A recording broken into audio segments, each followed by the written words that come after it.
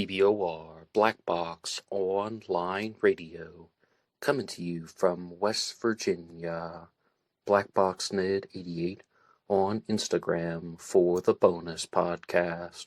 And welcome to BBOR, the home of true crime talk radio and your premier destination for unsolved mysteries, criminal psychology, and exploring the dark side of cyberspace. My name is Ned DeHaan, and I am your host, as well as the creator of AstroPsych 400 here on YouTube, and regular contributor to the Zodiac Killer channel. And a great way to support these shows is just by listening to some more content. But you can also go over to Amazon.com and have a look at the book Killer on a White Horse, written by me, Ned DeHaan. It is a novel, murder mystery, inspired by the Zodiac Manson connection, but it is indeed fictional. However, who doesn't love a good mystery? And there is always the TeeSpring page. Feel free to check out some of the merchandise. And remember, being weird is not a crime. Let the show begin.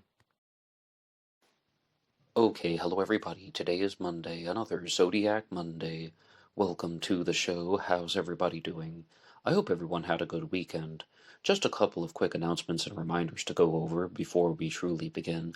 The first is that I would like to give a big thank you to everybody who listened to the new weekend segment on the murder of JonBenet Ramsey from 1996. And I made one announcement on the channel that I was going to be moving that segment to Wednesdays, but that is not going to be the case. I'm going to try and do a regular segment about JonBenet Ramsey for the foreseeable future. On Wednesdays, I've been doing an episode about the Phantom Killer every week, and I will be doing the concluding episode about the Phantom Killer this week, coming out this Wednesday.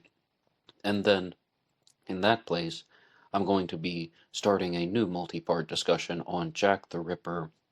I've been doing a lot of Anything Goes Friday segments about the Ripper case, and I just feel that there is so much material out there, and there's so many different ways that we can explore the Ripper mystery, not to mention that there are still news articles that are coming out regularly in mainstream publications talking about Jack the Ripper, even though the murders happened in 1888.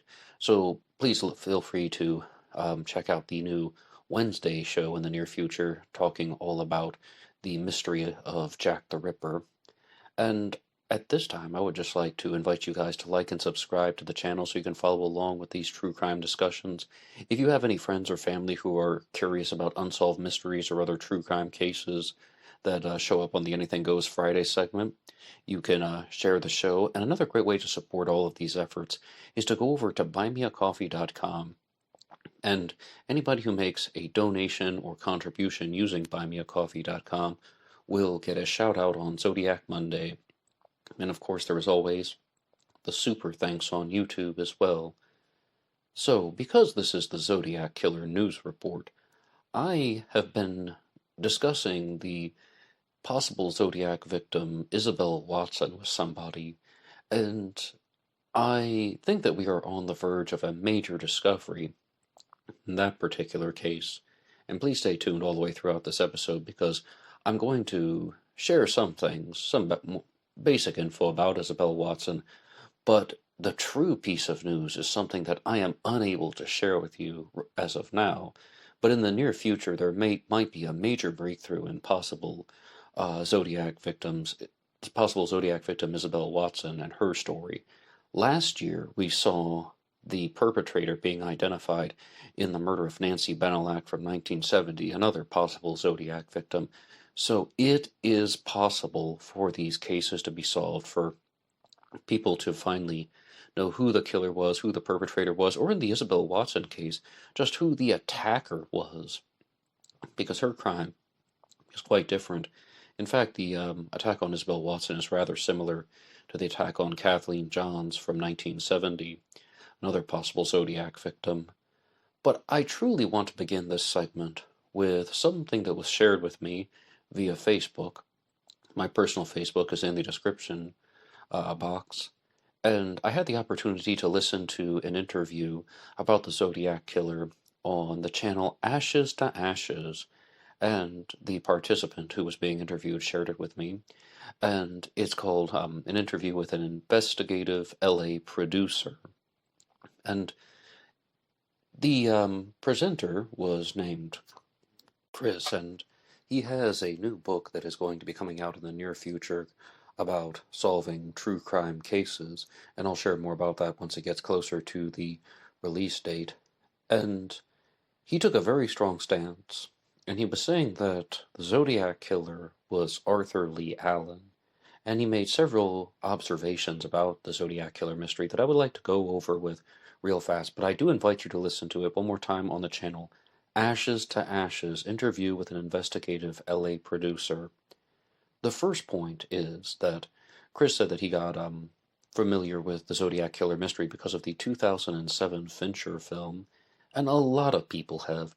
I've seen this countless times in the comment section here on Black Box Online Radio, and to the credit of David Fincher, as well as the participants involved with that movie, like even the actors Jake Gyllenhaal and Robert Downey Jr. and Mark Ruffalo, it really is something that has carried on and is going to carry on through generations because people are just absolutely pulled into the Zodiac world because of that movie. I was not one of those people, however.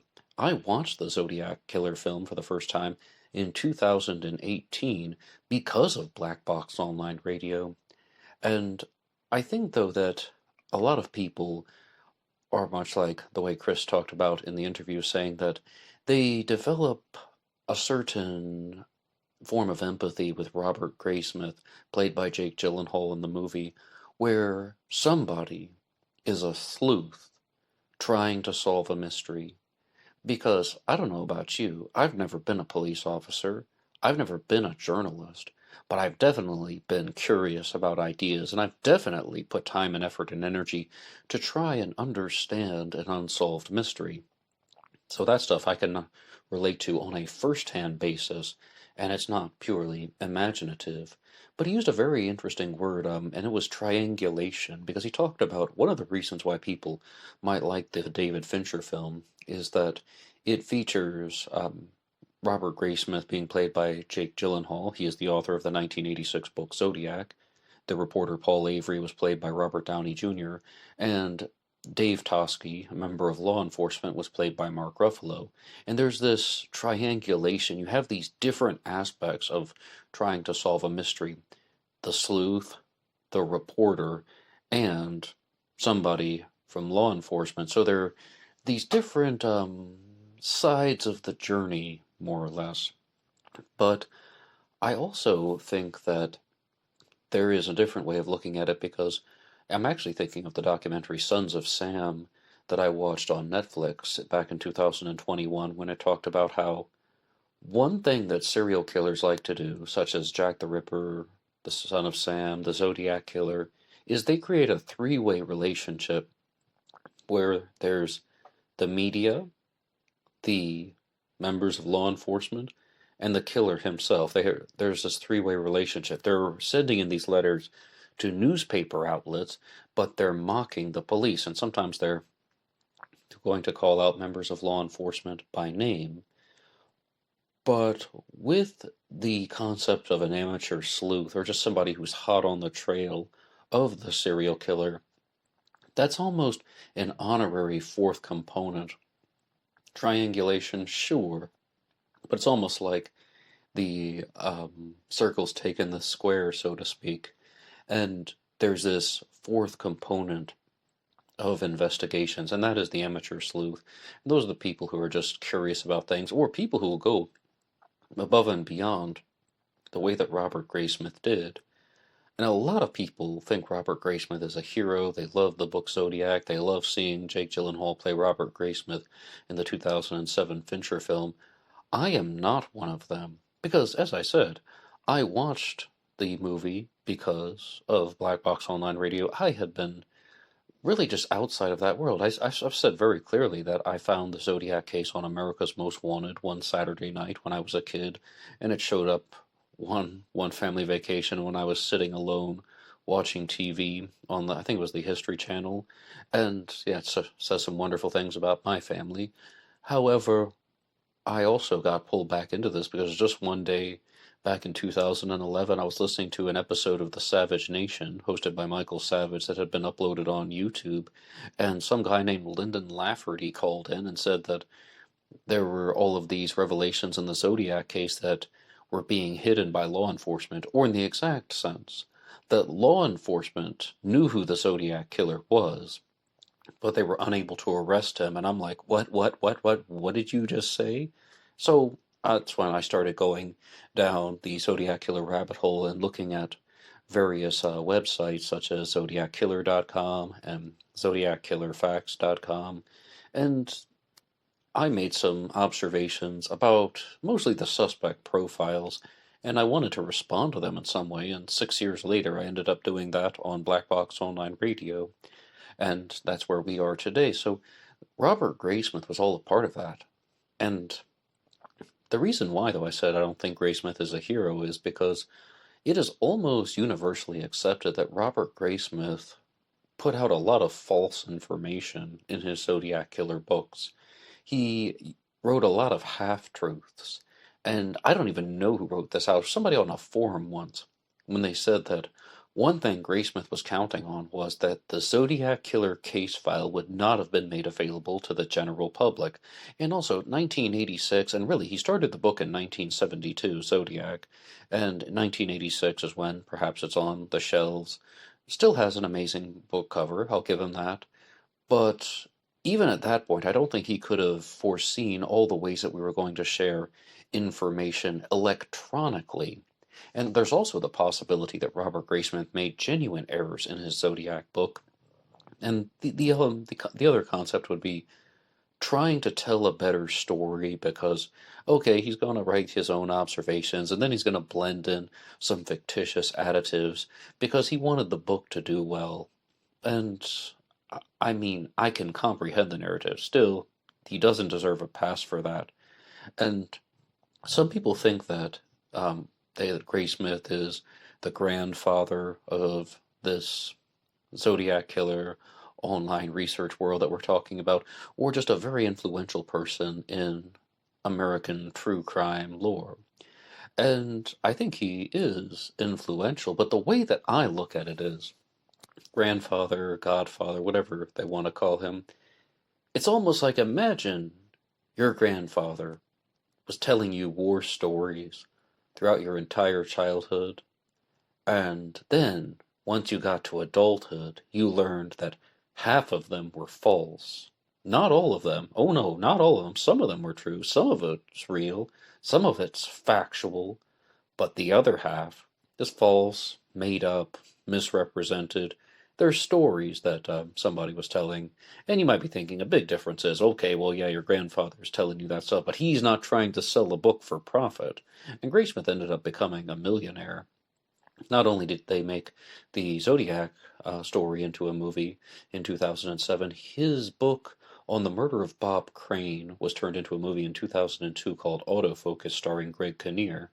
And I believe the original title of the book was The Murder of Bob Crane, but since the movie went into production, the book was repackaged under that name as well, called Autofocus. So Graysmith definitely benefited from his fictitious additives, as I like to call them. But some other points that were shared in this interview on the Ashes to Ashes channel really focus on Arthur Lee Allen as a Zodiac suspect, and just the most basic background info. The Zodiac Killer was a serial killer that operated in California in 1968 and 69. He is attributed to 5 murders, almost certainly, and anything before or after 68 and 69 is just guesswork. And the presenter said that he believed that the first Zodiac crime took place in 1962 with the murder of Ray Davis. He believed that the Gaviota Beach shooting in 1963 was also the Zodiac. The Swindle murders in 1964, also the Zodiac. The murder of Sherry Jo Bates in 1966 was the Zodiac. And surprisingly, not the disappearance of Donna Lass in 1970. That was one thing that the presenter Chris really wanted to be very clear about, that he did not believe that the Zodiac Killer abducted Donna Lass from the Sahara Tahoe Hotel and Casino in Nevada, actually, in State Line, Nevada, on September 6th of 1970.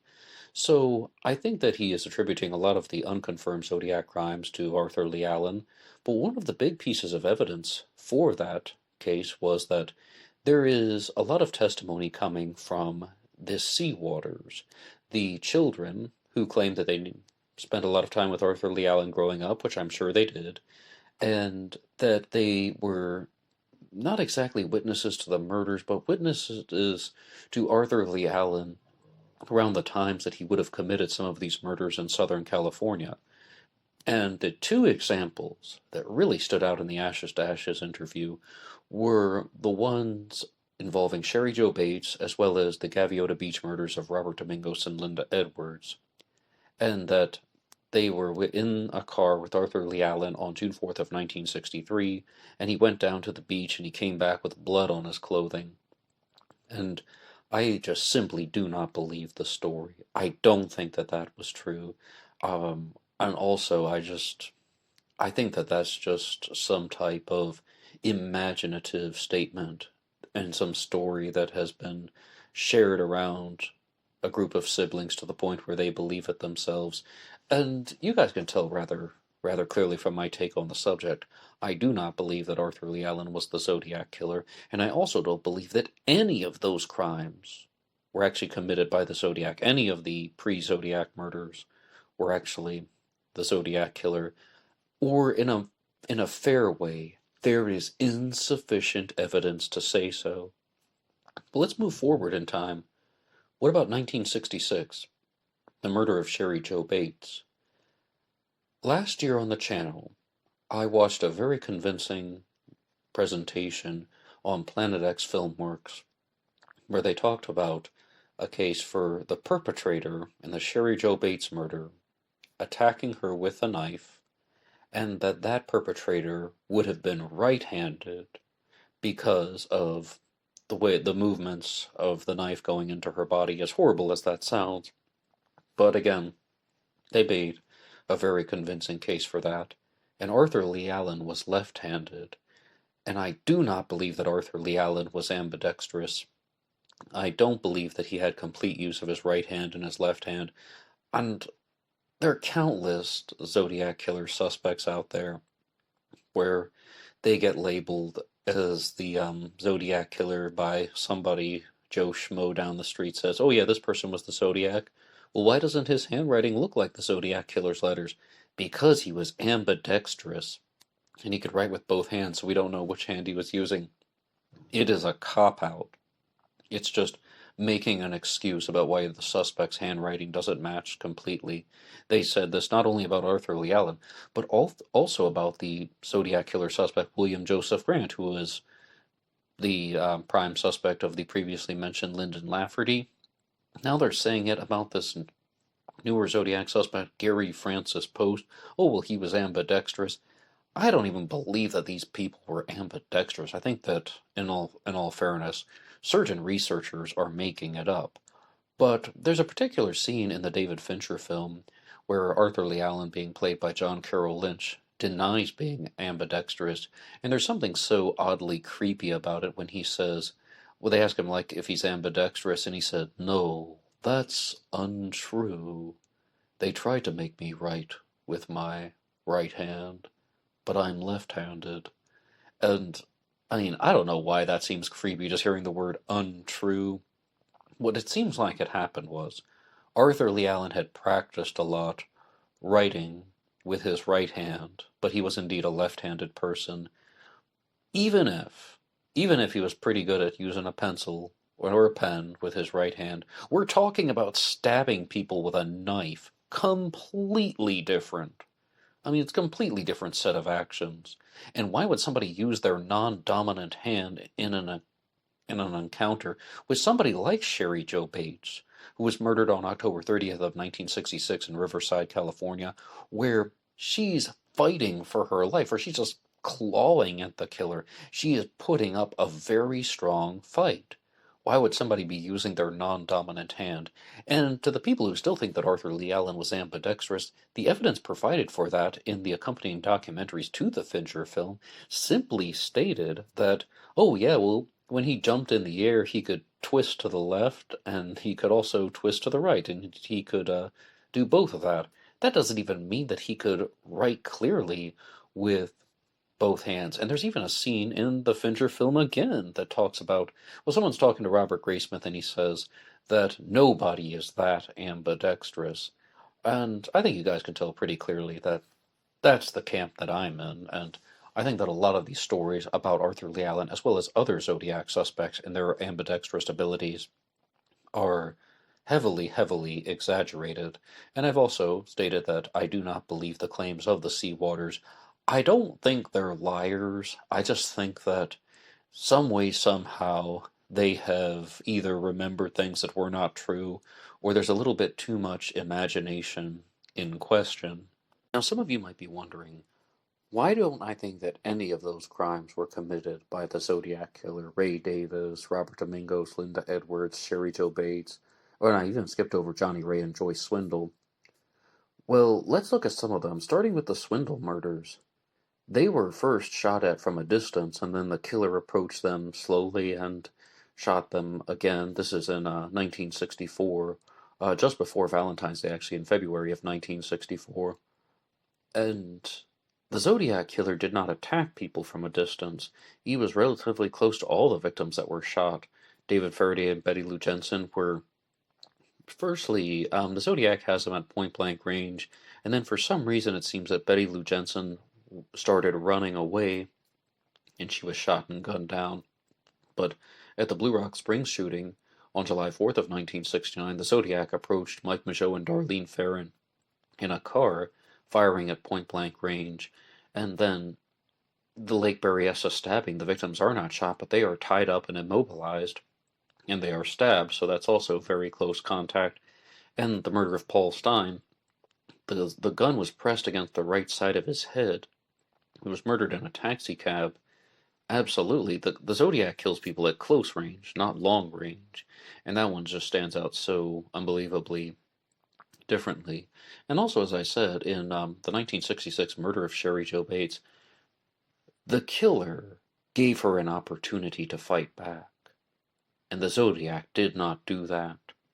In all of the Zodiac's confirmed crimes, what the Zodiac does is he puts the victim in a state where they are unable to fight back.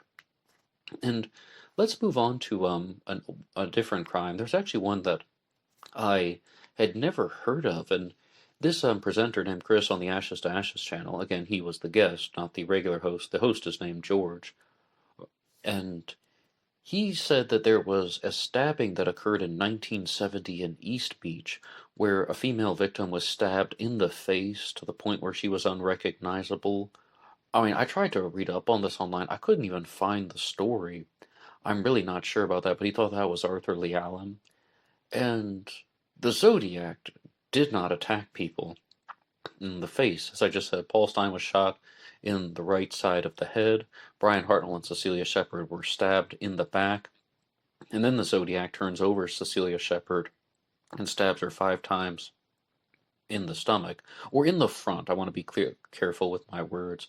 And he had a perfect opportunity to stab her in the face, didn't do it. Sherry Jo Bates was slashed across her face, but again, she was mobile. She had the ability to fight back, and I don't believe it's done in the exact type of facial mutilation that was described in this thing about the East Bay stabbing. Again, I'm just going off of one little segment that I heard on a podcast. I'm not familiar with any of these specific details, but to stab someone in the face to the point where they are unrecognizable, also, I don't think that was the Zodiac Killer. Very, very different crimes. And this is something that people don't seem to notice about these types of Zodiac theories, where they just attribute crimes to someone, and they're done in a completely different way, completely different pathology, completely different method, completely different psychology, where somebody is going to just unleash rage to the point where they are going to get into some type of physical confrontation against someone who is fighting back, who has complete control over their body. This is what the Zodiac Killer did, though, in the crimes that I said at the Lake Herman Road murders of David Faraday and Betty Lou Jensen, the Blue Rock Springs shooting where Darlene Ferrin was murdered, the Lake Berryessa stabbing, and the Stein murder. The victims are attacked in a way in which they cannot fight back, or under the extreme likelihood that they will not fight back. I mean, and they didn't. And they didn't.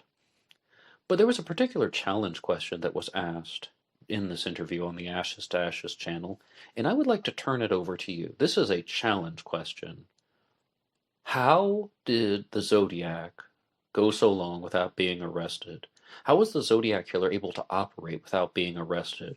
And this is the real challenge question. Was it police incompetence? Or was he just really slick? Like, was he just a smart, crafty, and cunning criminal? Or did the police bungle the whole thing? And one point where I completely agree with the presenter was that, yeah, all of the above, everything, it's a cocktail of it, all the police made mistakes, and the Zodiac was really smart, and also the Zodiac Killer was extremely lucky. After the Blue Rock Springs shooting, or around the time of the Blue Rock Springs shooting, there was a patrol that was being done in the park, Blue Rock Springs Park, and 10 minutes before the shooting took place, there was a patrol done by Officer Richard Hoffman. And when I said after the shooting, what I was thinking of was that if the Zodiac's timeline had just been slightly different, he could have been intercepted by a police officer. After the Stein murder, they put out an all-points bulletin to be on the lookout for a black man. And they say to this day that the Zodiac Killer would have been stopped and accosted by the police, not just like seeing him walk down the street, but he would have been in serious confrontations with the police if they had put out an APB for a white man. But the suspect they were looking for was black, so the Zodiac Killer was extremely lucky. And I would love to know your responses to that. Why did the Zodiac not get caught? Like, what prevented the Zodiac, or what allowed the Zodiac Killer to avoid the police for so long? Was it that he was really smart and cunning and slick, or were there errors in the police investigation? I would love to read your responses to that challenge question down below. And I think that this is going to segue very nicely into another topic. I have to give a shout out to Neil Arnold, who runs a very nice Zodiac Killer group on Facebook, and he has compiled a lot of articles and news clippings, and he has done this for years, actually. I just learned that recently, but he is sharing them with us in the Facebook group, just another Zodiac Killer group, and he shared one from 1969. It's from October 1st of 1969 in the Napa Valley Register, and I thought that this was very interesting because it was all about evidence preservation, and I would like to just read a little segment here. Strips of plastic clothesline used by a psychopathic killer to tie up two young college students at Lake Berryessa Saturday before he viciously stabbed them are being examined by County Sheriff's Detective Sergeants Ken Narlow and Richard Lonergan.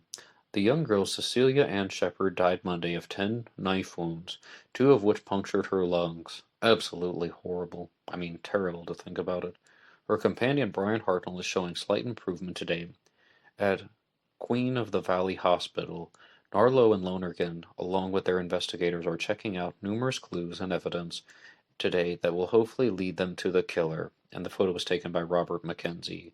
But it shows that there are these two members of law enforcement handling the ties that the Zodiac Killer used at the Lake Berryessa stabbing to tie up the victims with bare hands, and they are simply just destroying and contaminating any type of evidence that could be left behind Now, they didn't know that DNA was going to be a thing 25 years later, and definitely not to where it is today in 2023.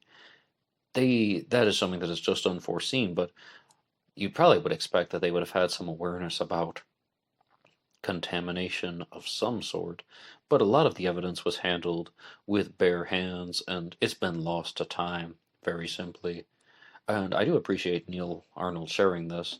And these were some things that they were talking about in the Ashes to Ashes interview when they asked the question about, well, what about this DNA evidence? If you're going to say that Arthur Lee Allen was the Zodiac killer, well, what about the famous story that his DNA did not match? And furthermore than that, they have the partial prints. They also have the side palm print known as writer's palm. And well, it's like when the side of the hand presses against the paper when someone's writing a letter, that can be preserved, just like a fingerprint. All that stuff did not match Arthur Lee Allen. So, what about all that? And the response on the DNA was that Arthur Lee Allen did not lick his own stamps, and that he would ask other people to do it, allegedly because he did not like the taste of glue. But I tend to agree more with Mike Rodelli, author of In the Shadow of Mount Diablo, as well as The Hunt for Zodiac, when he stated that the Zodiac killer most likely didn't even use his own saliva to seal the stamps, or the Zodiac killer letters were most likely not even licked at all, like the envelopes and the stamps. It's most likely there is no saliva DNA, and that the letters were actually sealed with water and a small sponge. And it would have been rather normal at the time, especially for somebody who had either a middle class, upper middle class, or perhaps even a wealthy individual like Mike Rodelli's suspect Shel Cavalli, that this would have been something normal for them to do. So I think that that's a very convincing case, even though I don't agree with Rodelli on everything. He makes a very strong argument that that's what most likely happened. So this whole thing that about even the seawater kids licked the stamps and licked the envelopes for Arthur Lee Allen, well, perhaps there would be a lot more saliva DNA left behind if anybody had. So I also thought it was very interesting in the Ashes to Ashes interview that the um the claim was made that, well, what about this theory involving Don Cheney as an active participant? And I know that a lot of you guys in the comment section not only think that Don Cheney was a participant in the Zodiac killer crimes, but that he was indeed the Zodiac killer. And the presenter named Chris disagreed with him, saying that no, this was Arthur Lee Allen. This is just one person, a twisted, demented, psychotic individual, psychopathic individual who just was a very weird person who confessed to being the Zodiac killer, who had the same size boot print or shoe print as the Zodiac, 10.5, who owned a pair of Wingwalker shoes, and they lifted Wingwalker prints from Lake Berryessa, who was a skin diver, and so many of the crimes occurred near water sources, even the ones like Oceanside, California, the murder of Ray Davis, Gaviota Beach, Robert Domingos and Linda Edwards, Ocean Beach for the Swindle murders, Riverside is in the name for Riverside, California, where Sherry Jo Bates was murdered, even though that's probably not the first place people would think for skin diving. But he's saying that perhaps in 85% of the Zodiac crimes, there's a name that is associated with water, and pointing out that just just a possibility. Well, I mean, I definitely can see why people think Arthur Lee Allen was the Zodiac, and I will be 100% clear with you. It was actually Tom Voigt who wrote this out in the comment section. Nobody would be surprised if the Zodiac turned out to be Arthur Lee Allen, even though I don't think he was. If it turns out that there's some type of forensic breakthrough, and they're like, yeah, it was Arthur Lee Allen the whole time, and they just didn't have the evidence to convict him before, but now they do. He's dead already. He died in 1992, but yeah, it was him. I would say, okay, I follow you. I mean, my heart rate would not increase at all. Maybe a little bit knowing the fact that the Zodiac killer mystery has been solved, but no, I wouldn't be shocked at all. I mean, there's a mountain of evidence against Arthur Lee Allen being the Zodiac killer. Not only that, the timelines match up with his time spent at Atascadero State Hospital. to the fact that Mike Mageau pointed to a photo of him and said that that's the man who attacked me, Mike Mageau being the surviving victim from Blue Rock Springs Park. Now, to provide one final piece of counterbalance, and that's a strike against Arthur Lee Allen. When I was reading the police reports, going off of memory on this, Mike Mageau's description of the Zodiac was that he didn't get a good look at the perpetrator. He estimated him to be 5 feet 8 inches tall, maybe 195 or 200 pounds, beefy but not blubbery fat, and he was a Caucasian male who had was this the one with that reddish brown hair? I'll skip that detail. But he did not see any discernible facial features. The only detail that he could remember about the Zodiac killer's face was that it was really big. And Robert Graysmith took this and ran with it, and he wrote very clearly in Zodiac Unmasked. The Zodiac was probably more moon-faced than the composite sketches after the Stein murder, the famous composite sketch we're seeing with the glasses on. Yeah, the Zodiac was probably more moon-faced. Well, he's proposing a moon-faced suspect, or supporting the theory that there was this moon-faced suspect. And credit to Tom Voigt again. He's the one who wrote out that Arthur Lee Allen was not Robert Graysmith's pet suspect. Robert Graysmith didn't sign the search warrants and didn't get the police to do their job. I mean, he was the prime suspect because of the thinking of law enforcement, but he is also someone who is discussed by Robert Graysmith. People are in agreement, and this is something also, I just have to go on this side note real fast, more than one person can agree upon a Zodiac killer suspect. Chris, who appeared on the Ashes to Ashes channel, also agrees that Arthur Lee Allen was the Zodiac suspect. He's just not the first person to say so. But again, if Mike Mageau didn't get any solid look at the Zodiac killer's facial features, how could he positively identify Arthur Lee Allen? I mean, there's a difference between saying, oh yeah, I saw that guy 30 years ago. Maybe like Tina Mucklow, the woman who was with D.B. Cooper on the plane before during the skyjacking before D.B. Cooper parachuted out. Okay, maybe if she encountered him years later, she could say, yep, that's him, that's the person I was with. But if you weren't able to even see what the person looked like, then identifying them years later in a photo lineup, I have a major problem with that.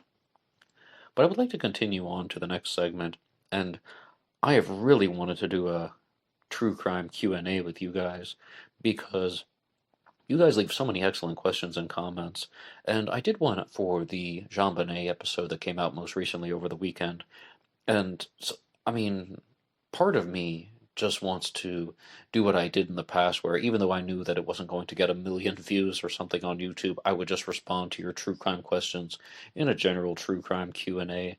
So I'm going to be doing some of those in the future, because you guys have been leaving a lot of excellent comments about all kinds of cases, and it's not just the deep dive podcast segments about Jack the Ripper or the Phantom Killer or Jean Bonnet Ramsey and of course the Zodiac, but on all of the recent Anything Goes Friday segments, there's some very thought-provoking questions people are asking about the Sandy Hook shooting, as well as about other possible Zodiac victims, such as John Leonard, the taxi driver who was murdered in 1970, in September of that year, which would have been, I guess that would have been, 36 hours after the possible disappearance of Donna Lass.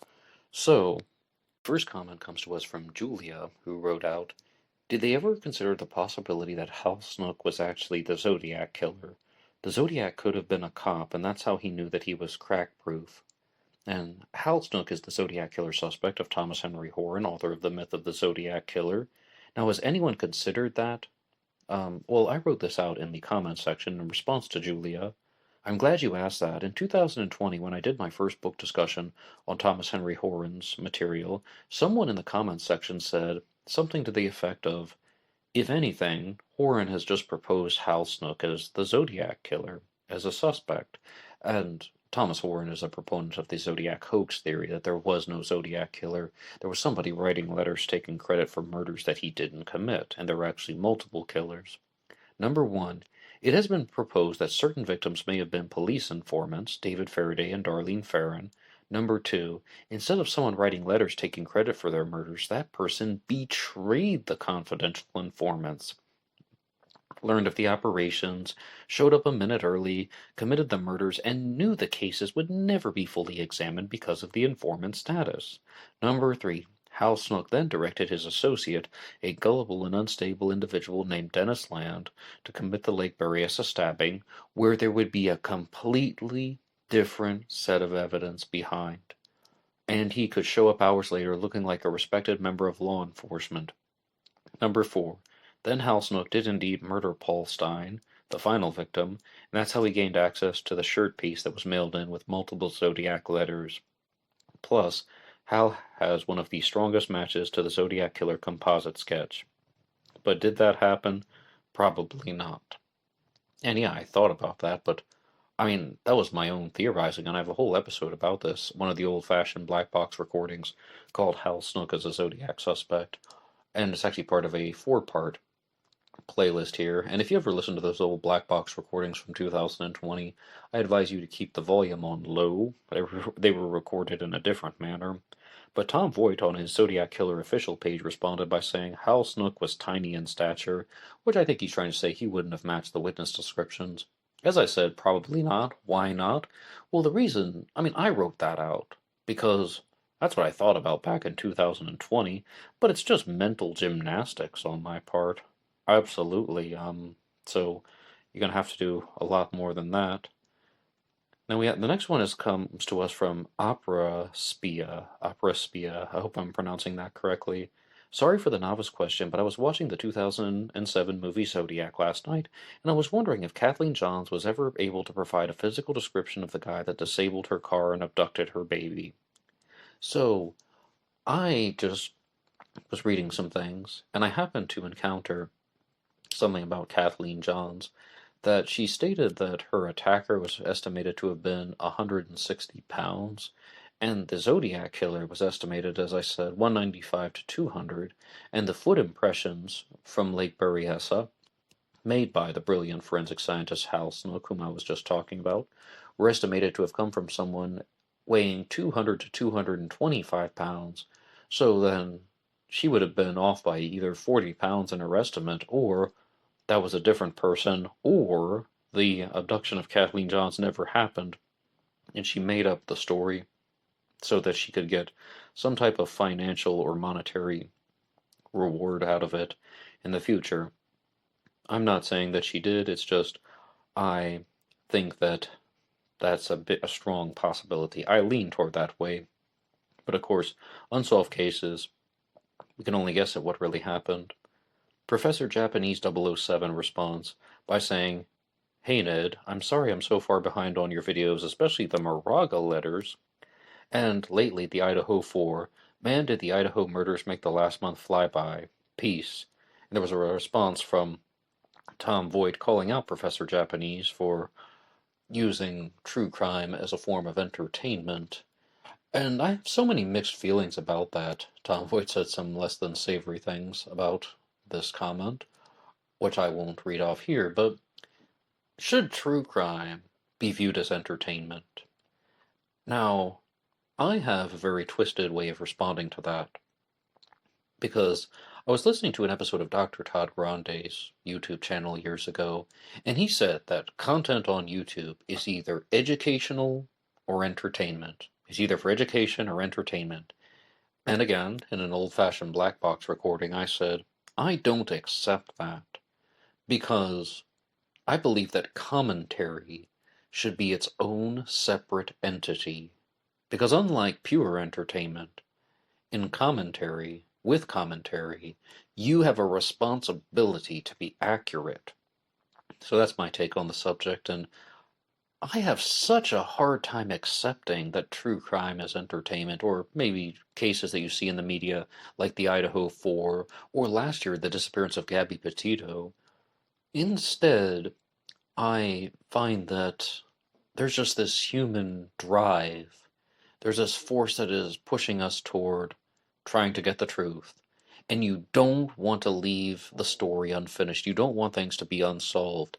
Of course, the victims get closure. Of course, there are numerous benefits. Justice can be served.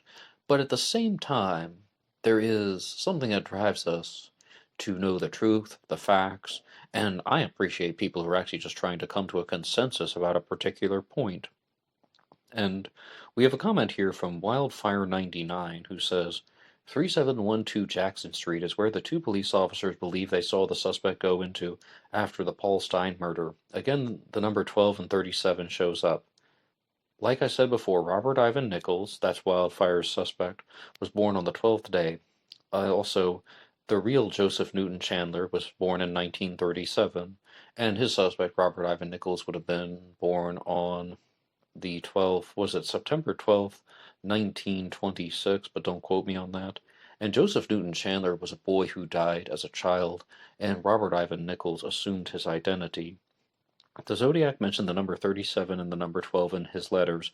Also, the license plate on Paul Stein's cab had the numbers 17413, 17, and 13. There are 13 letters in Robert Ivan Nichols, and there are 13 letters in Robert Nichols.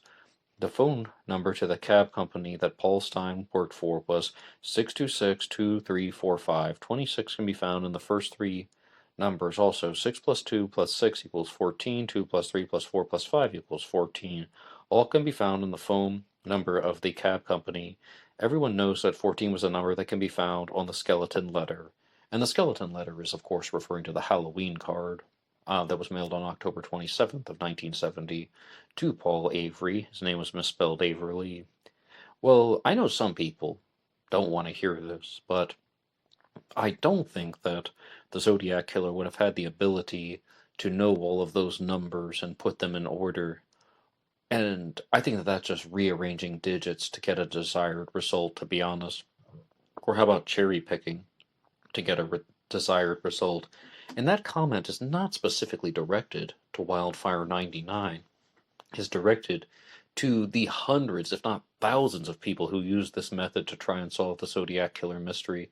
I mean, that's the whole number 23 phenomenon, like that movie that I was talking about recently on one of the previous weeks, about the one with Jim Carrey called The Number 23, where he thinks that he has this type of connection to the number, but then they're just saying that the counter argument is any number can be formed out of rearranging digits if you use the appropriate amount of cleverness.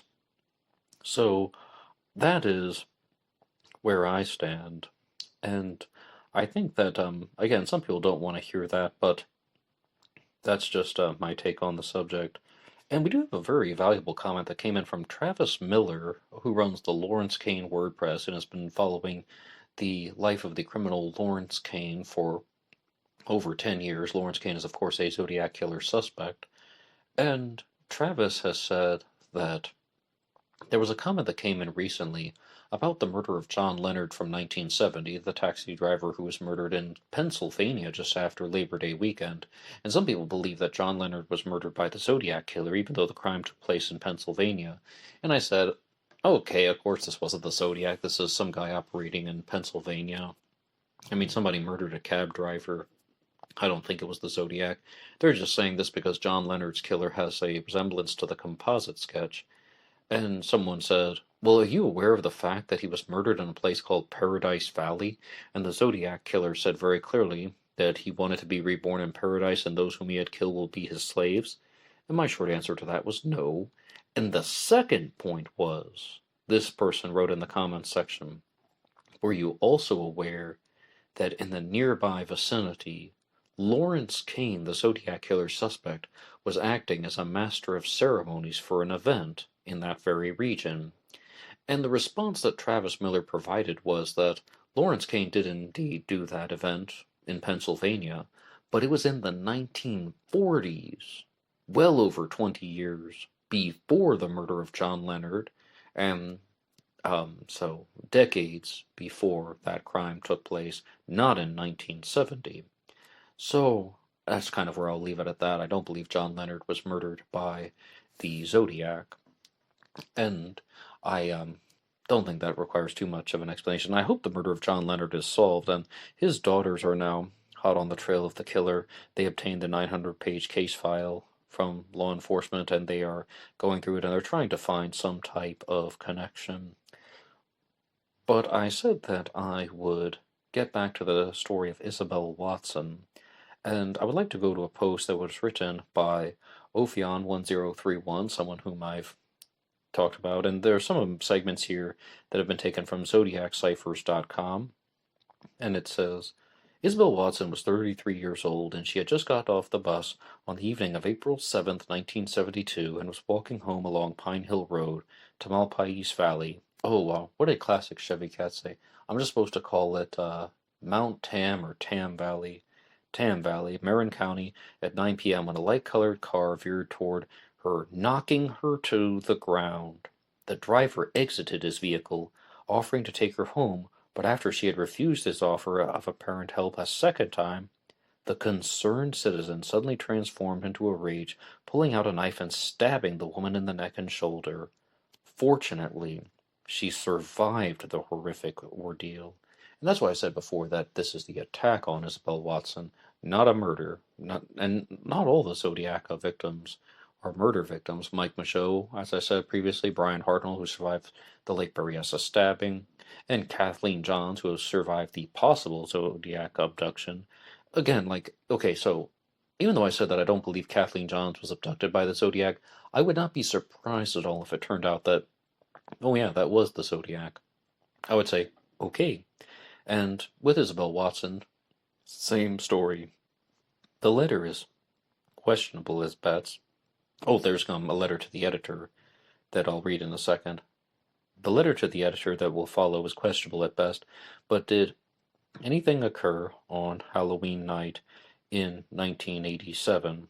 On October 31st of 1987, 3 days after the mailing of a correspondence, Shannon Olson, 15 years old, disappeared from southeast Wichita after she decided to venture out on All Hallows Eve.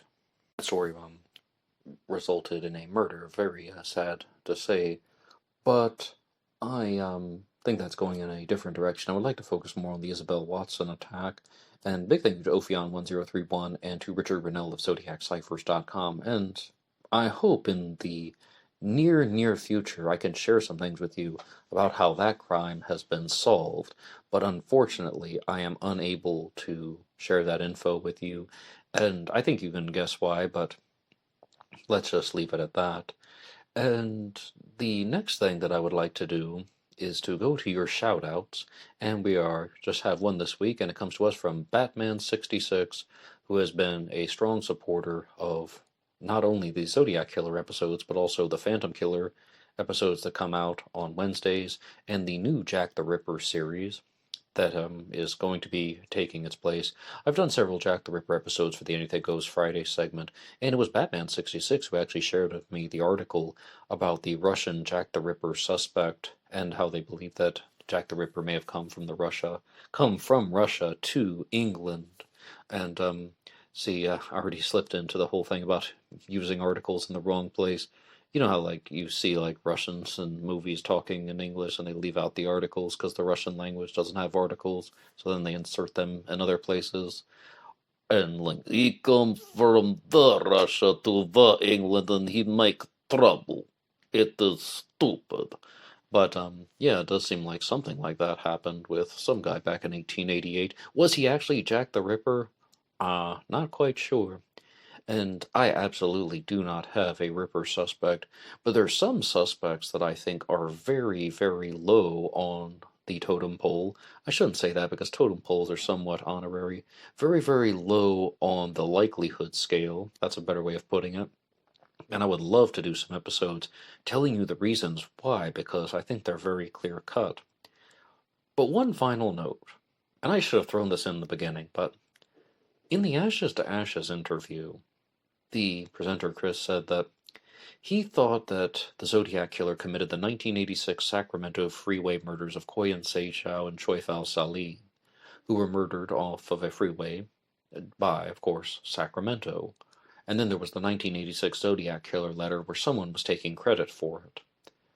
I have said very clearly in the past that to me seemed like the Zodiac Killer, and I know that it's not an endorsement, and I know that it's different than the Zodiac's other crimes, but that just seems like an older, tired Zodiac who was just sneaking up and driving by two people who were parked on the side of the road, and it was an opportunistic crime, not going out to a lover's lane, not going out to anywhere, just driving by, saw two people on the side of the road, and like pulled over, saw what, like, well, let's see, what are these people doing? Or maybe not even pulled over, maybe even walking by, fires the shots and disappears because he can get caught. That's what they believe happened to Koyan Se Chow and Choi Fao Sali, the victims of the Sacramento freeway murders. They believe that they were on a car trip after visiting someone in the hospital who lived several hours away, and they pulled over on the side of the road just to rest for a while, even though they were somewhat close to their home. The number that stands out in my mind is they were about 40 minutes from home driving, and they were just resting, and then somebody shot them while they were just sitting in their car. But the fact that it's just off of the freeway, that to me seemed like an older, tired Zodiac. But anyway, thank you so much for listening to this episode, and if you guys have anything else you would like to share, you can put your ideas in the comment section down below, and maybe your comment will make its way onto a future episode of Black Box Online Radio. Anybody can write the show at blackboxonlineradio@aol.com. You can also get me on Facebook. My personal Facebook is in the description box.